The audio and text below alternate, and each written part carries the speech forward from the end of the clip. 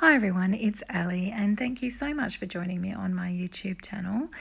I posted a card on Instagram this morning and I have to say thank you so much for all the kind comments and the likes. It's always so very appreciated. I'm always chuffed when people enjoy my cards and I hope that they inspire you to have a go at some of these interactive designs. So I've started with a piece of watercolour paper and I've used bundled sage, mowed lawn and shabby shutters to smoosh on some acetate, and then I wet it with some water, spray it with some water, and then I push it onto my watercolour card, and that's how I've made that piece.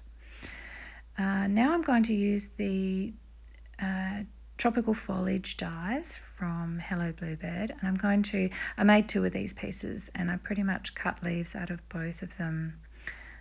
I used the whole piece to cut a whole lot of leaves because I needed more than what I thought. Now I'm going to stamp out my little elephant in Memento ink because I'm going to copic colour him. I will show you my colouring today. I don't often in videos just because it takes up so much time, but I'm going to start with C5, that's my darkest grey, and I'm going to go into the shadow parts of the elephant where the shadows might fall.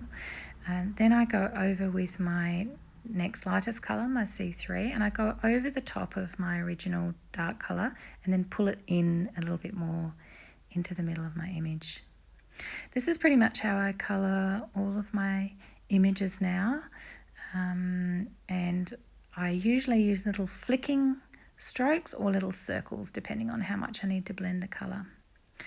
So I'm going in with my C1 now, and I don't stay in the one spot for a long time. I'm just showing you the speed now as I normally would colour because I've sped up the other sections, but this is my normal speed. So I do little circles sometimes like that, and then I do flicks other times.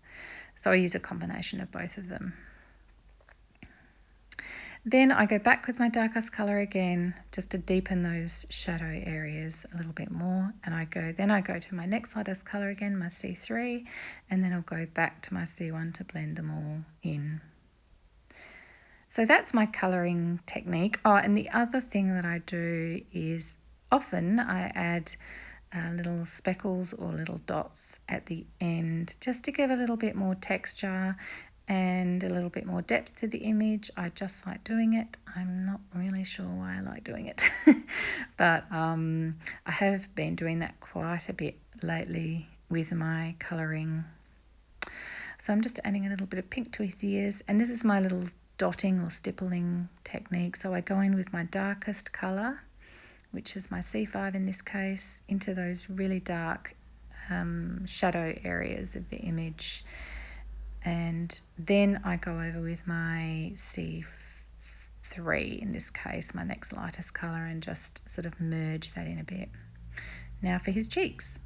Now unfortunately I was videoing my card and I paused it to do something and I forgot to record again. So this section is just a mock-up of how I did my slider mechanism. So imagine this is my green sky, green grass and blue sky background piece, and I've run that through my die cut machine. I've used the pull tab add-on for the toaster set to create my slider mechanism today. So I'm just folding that as per the instructions for that die, and then I'm going to modify this slider to make the sort of interactive element a little bit more special. So I've got a bit of really firm card there. You need quite a thick card for these two kind of tab pieces, and I'm going to attach them to the bottom of the slider. Just putting a pencil mark where I need to punch holes, and then I'm going to put brads into those holes to secure it in different places. Again, just some pencil dots where I need to punch. So I've punched those out, and now I'm attaching them on with mini brads. I guess you could use normal size brads, but they might be a bit hard to hide behind the leaves. So I've used minis today, and that's how they'll sit.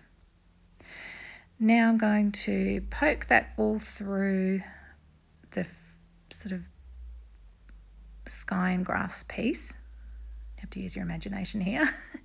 And then I'm going to hold them in place and put a pencil mark because I need to secure those wiper pieces to the base card so that they work in a seesaw type action.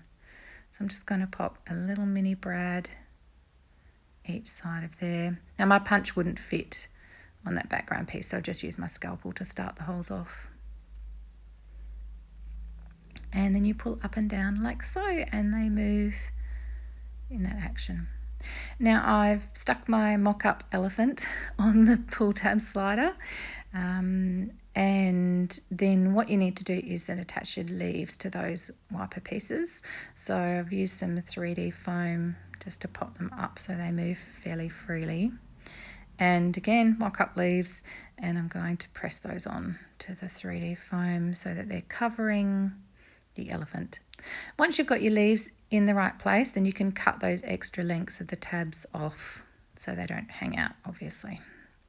And then it works like so. You may need to fiddle around a little bit with your leaf placement, and then I just kept moving it when I was putting the other leaves on to make sure that they weren't getting in the way and stopping that mechanism from moving.